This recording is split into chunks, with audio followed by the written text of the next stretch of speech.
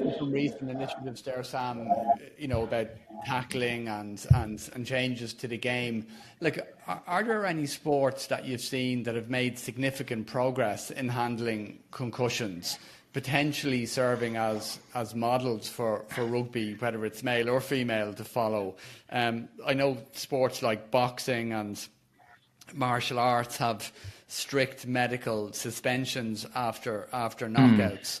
Are there protocols that you've seen in other sports that you think should or could be introduced into the game of rugby? I think there's some simple things around reducing exposure, which certainly happened in the NFL after the huge lawsuit in 2013, where the Players' Union really mobilised and basically negotiated some proper protections for the players around minimising contact in training almost to zero during the season.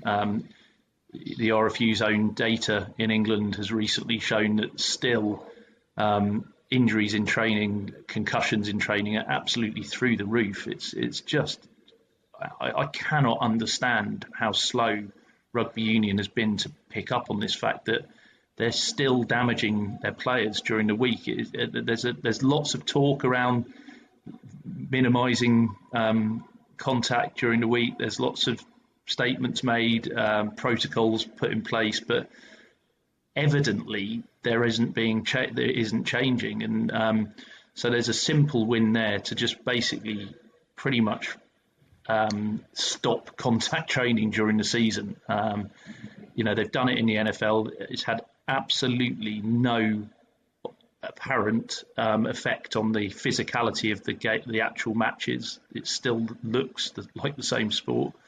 Constantly educating, I think that's where I give credit to rugby's governing bodies. I think they have attempted to educate their community more, the rugby community, although I think a lot more can be done, be more transparent about it. And then, as I touched on before, limit the amount of games that the professionals play, and try to find ways to actually lessen the collisions. But it's really difficult because we see it all the time now in this social media dominated world that we live in.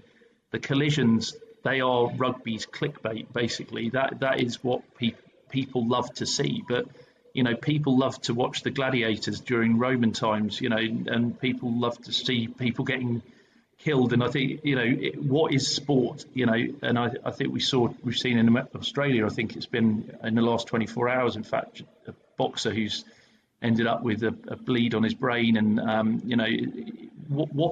it's a cultural conversation, I guess, as to what is acceptable. And to me,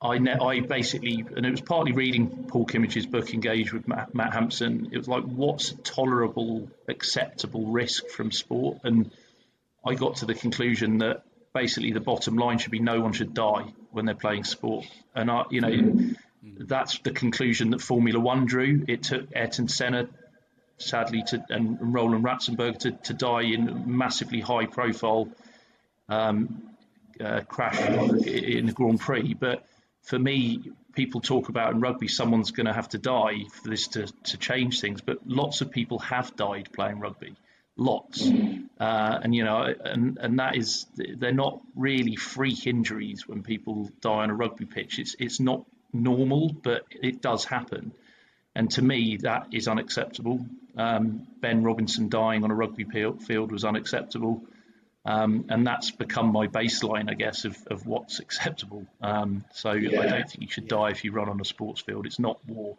it's entertainment and it's fun, and I don't think we should forget that.